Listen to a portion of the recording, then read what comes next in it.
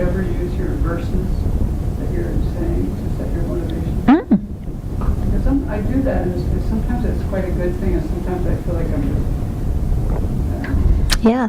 No, I find it very nice to sometimes read something and then contemplate that as a way of setting the motivation.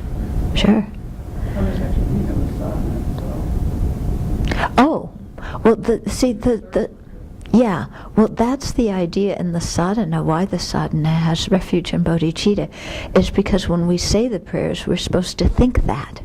Yeah, sometimes the mind goes there, sometimes. Yeah, so if you're just saying your verses on automatic, then it's good to cultivate the motivation beforehand.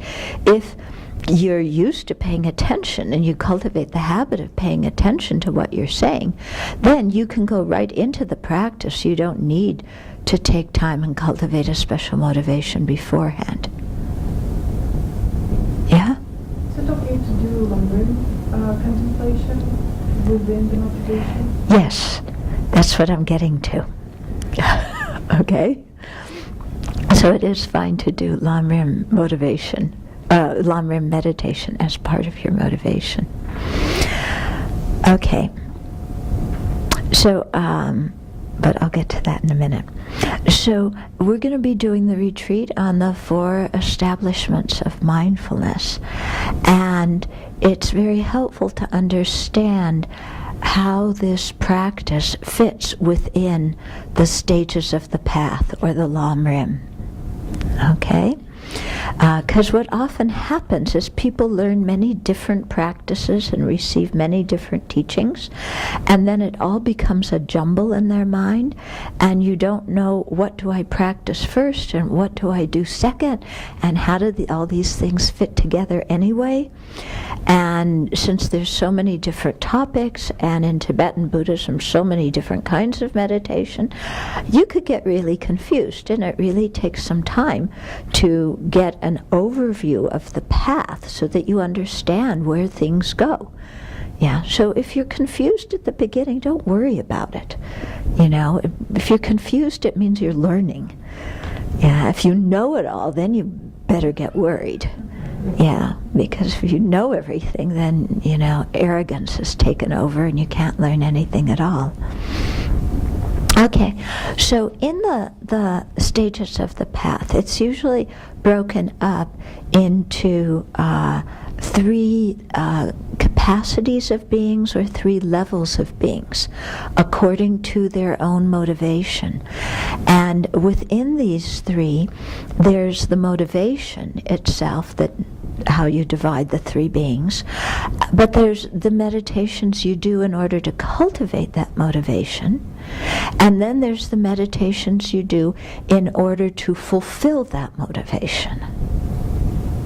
Okay, so the 3 motivations are, first of all, to have a good future rebirth, yeah, and second, to be free of samsara, cyclic existence altogether, and third, to become a fully awakened Buddha.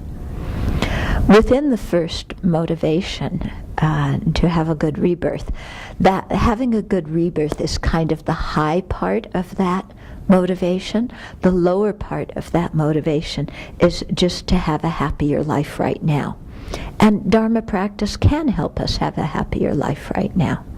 But that isn't a particular Dharma motivation, okay, to have a happier life right now. It's more a byproduct of cultivating the higher motivations. So in order to cultivate this first motivation of caring about our future rebirth, on the basis of understanding that we have a precious human life now, which affords us a lot of opportunity to study and practice, then we meditate on impermanence and death. Okay? And when we meditate on impermanence and death, we come to the conclusion that we and everybody we know and love and care for are mortal and we're going to die, that we don't know when we're going to die, and that when we die, our body, our friends and relatives, our status and reputation, our possessions, none of these things come with us. That the only thing that comes with us when we die is our karma and our mental habits. Okay?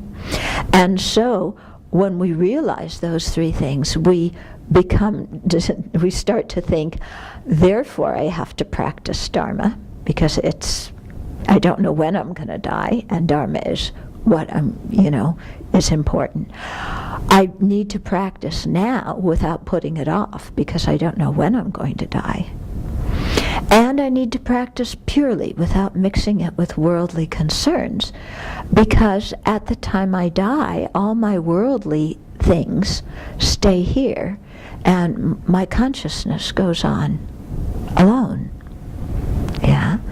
We may die with our family around us. We may die rich. We may die with a gorgeous body. We may die famous, and they're writing all sorts of accolades and huge obituaries in us and about us in the newspaper.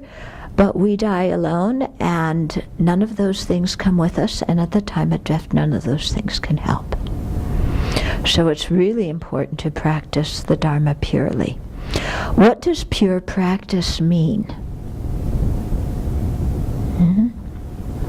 So pure practice means that we're thinking beyond only the happiness of this lifetime.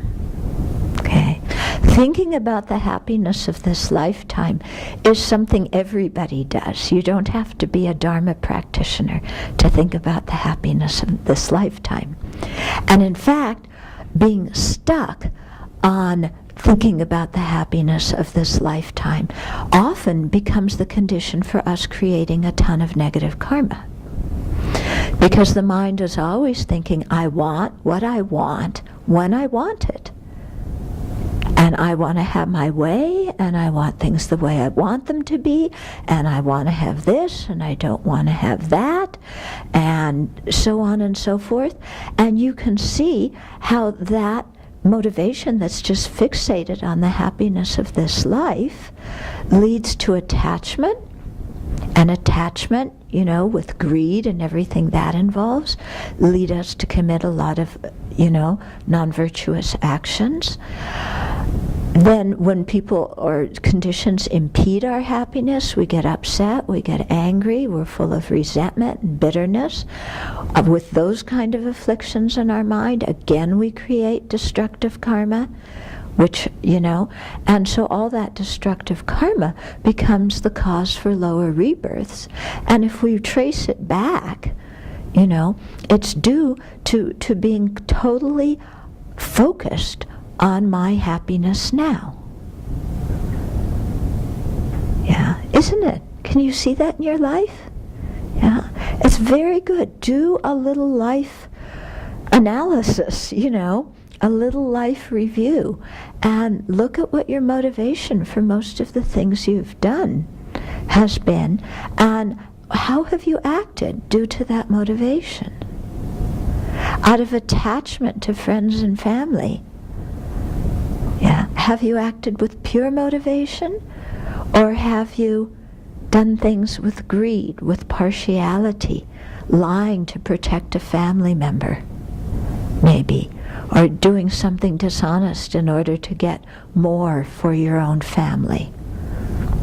Okay, or getting angry and talking badly about somebody who harmed somebody who's a close friend or part of your family. Okay? So we can see, we just look at our lives,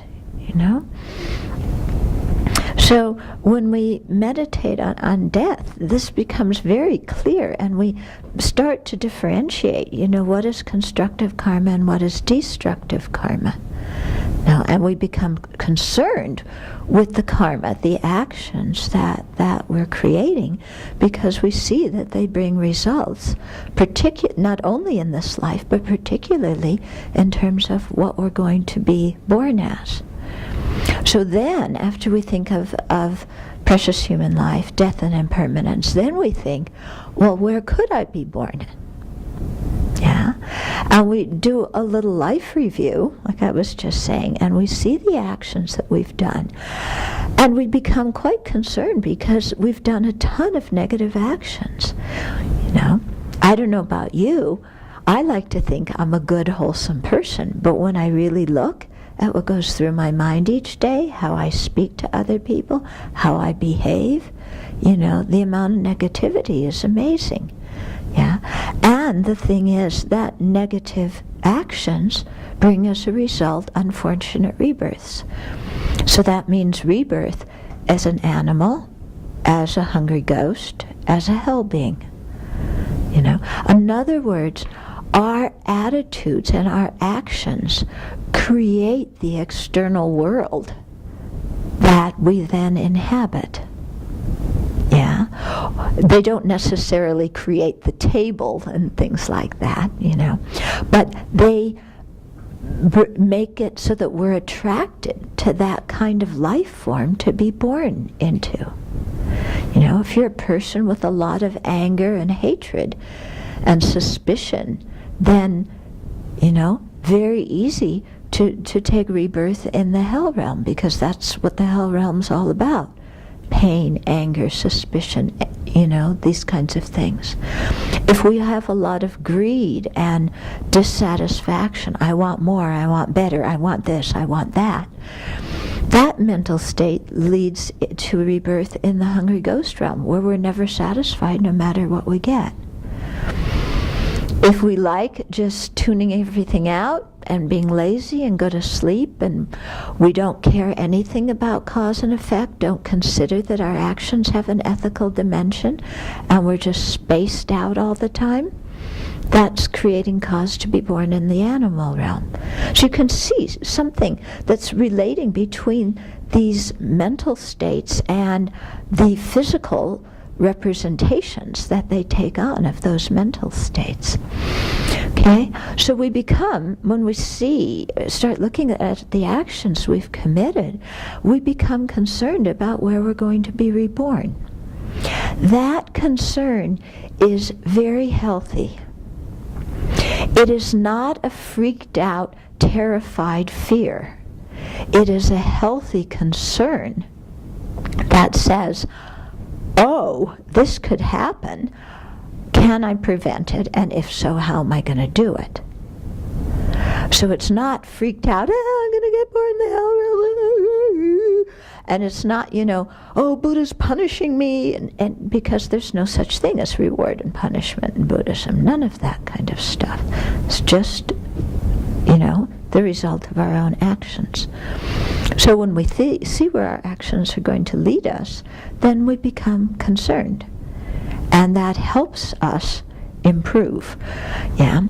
So what it initially does when we see our actions and where they're going to lead us, and we're concerned about that, then our first thing is, I need help. Yeah, I need help. I've been, going through this life thinking I know how to do everything, thinking I know the cause of happiness and cause of suffering, and in fact, I've really made a mess of a lot of things. I need help. Yeah, so who can help me? Who can I trust? Who can lead me out of the mental and physical mess that my body and mind are in? Okay, so then the next meditation is refuge. Okay, and so here we contemplate our motivation, and we also, why we want to take refuge, and we also contemplate why the Buddha, Dharma, and Sangha are worthy objects of our refuge, why we can trust them, how that relationship with the Buddha, Dharma, Sangha and works.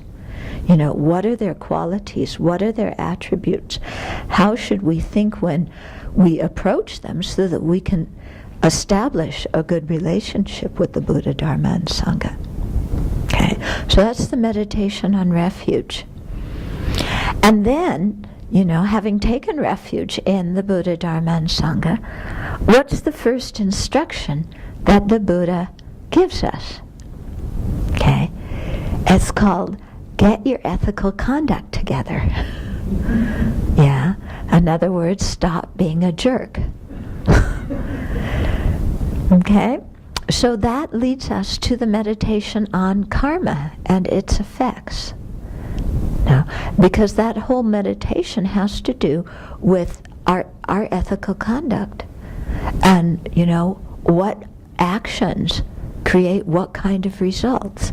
And so here we contemplate, the general qualities of karma, the specific qualities of karma, the 10 non-virtues, the 10 virtues.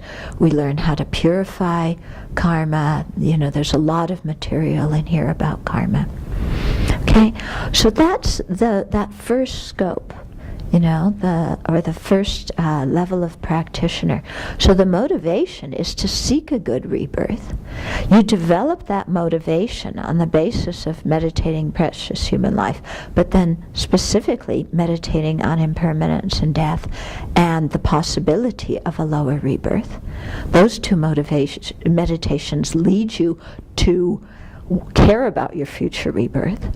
And then when you care about your future rebirth, how to bring about the good rebirth you want, then the first thing you do is take refuge. And the second thing you do is contemplate karma and its effects.